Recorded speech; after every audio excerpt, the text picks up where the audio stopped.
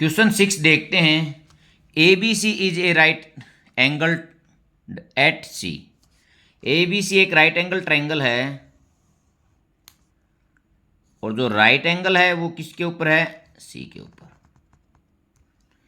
ए B और सी यहां 90 degree का एंगल है। ठीक है, आगे बोल रहा है A line through midpoint M of hypotenuse A B and parallel to B C के parallel intersect A C at D. ये कह रहा है बेटा जो एम पॉइंट है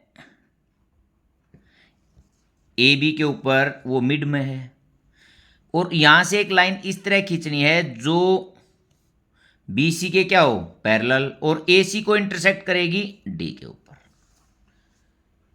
अब मैं गिवन लिखता हूं पहले। Answer in triangle A B C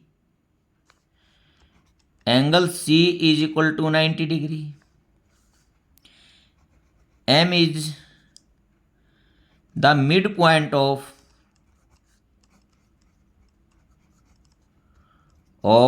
A B और एम डी जो है पैरेलल है बी सी के।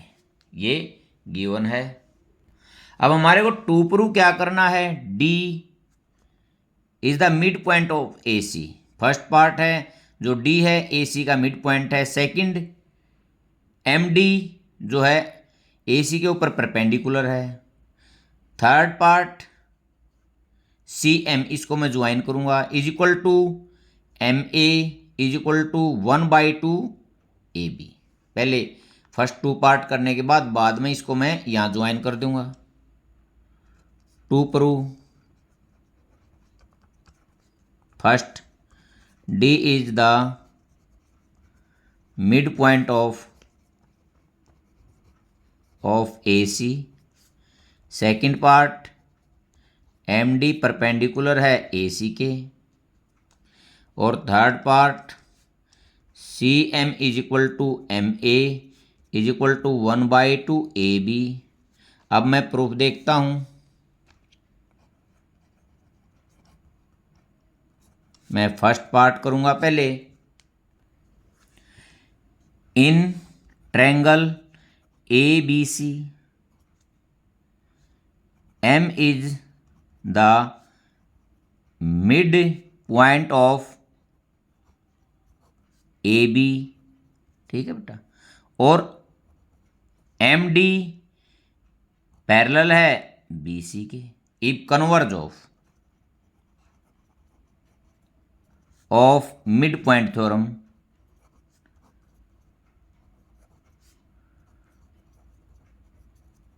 मिड पॉइंट थ्योरम क्या कहती है बेटा? यदि ये लाइन जो एम डी है एक लाइन को बाइसेक्ट कर रही है और दूसरी के पैरेलल है तो थर्ड को भी क्या करेगी? बाइसेक्ट करेगी। इसका मतलब A D is equal to C D. यही मैंने इसमें निकालना था। जो डी है तो इसका क्या है? मिड पॉइंट है। D is the mid point of A C. ये मेरा आ गया। यदि ये इक्वल हैं तो ये इसका मिड पॉइंट है, या मैं डायरेक्ट भी लिख सकता था D is the mid point of A C. अब सेकंड पार्ट देखते हैं इसका। मैं इसको 5 ले लेता हूं और इसको 6 ले लेता हूं। देखो बेटा सेकंड पार्ट में देखो एम डी जो है पैरेलल है बी सी के, तो angle C is equal to angle 5 corresponding angle.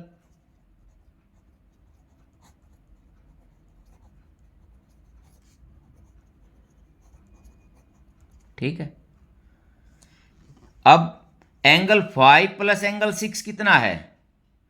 एक ये लीनियर पेयर है 180 है, तो एंगल 6 भी कितना हो जाएगा? 90। दोनों 90 90 के हो गए, तो ये क्या है? इसके ऊपर परपेंडिकुलर है। तो यहाँ से मेरे को मिल गया angle 5 is equal to 90 degree, क्योंकि एंगल जो सी है वो कितना है 90 का। ठीक है, angle 5 plus angle 6 is equal to 180, linear pair. ठीक है, ये 90 का है तो एंगल 6 कितना का आ गया, ये 180 माइनस 90, तो ये भी कितना आ गया 90 का। तो मैं यहां लिख सकता हूं एम डी जो है परपेंडिकुलर है ए सी के ऊपर। क्यों, जो एंगल 6 है भी 90 का और एंगल 5 भी 90 का। अब थर्ड पार्ट करने के लिए मैं इसको ज्वाइन कर देता हूं। अब मैं ए एम डी और सी एम डी दोनों को मैं कॉन्ग्रुएंट प्रूव करूंगा। जब दोनों कॉन्ग्रुएंट हो जाएंगी तो ये इसके इक्वल आ जाएगा और ये इसके इक्वल पहले ही से है, मेरा इजी रिलेशन निकल आएगा। पार्ट थर्ड, अब देखते बेटा, in triangle A M D and triangle C M D, देखो ए डी बराबर है C D, proved first part. ठीक है बेटा, फर्स्ट पार्ट में हमने ये प्रूव कर दिया। देखो M D is equal to M D, ये क्या है कॉमन। ठीक है, इसका angle 5 is equal to angle 6 each 90 degree.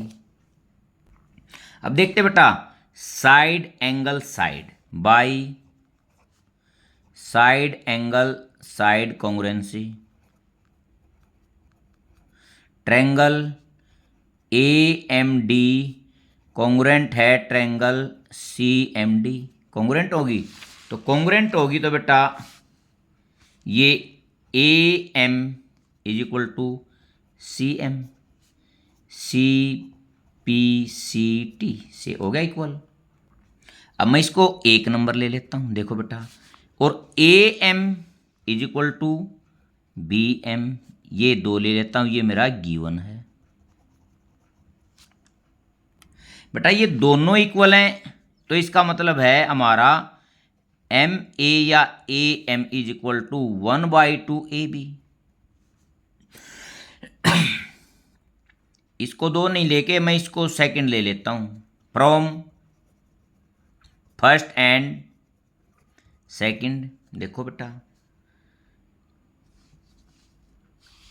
C M is equal to A M या M A is equal to 1/2 A B, ये मैंने इसमें प्रूव करना था।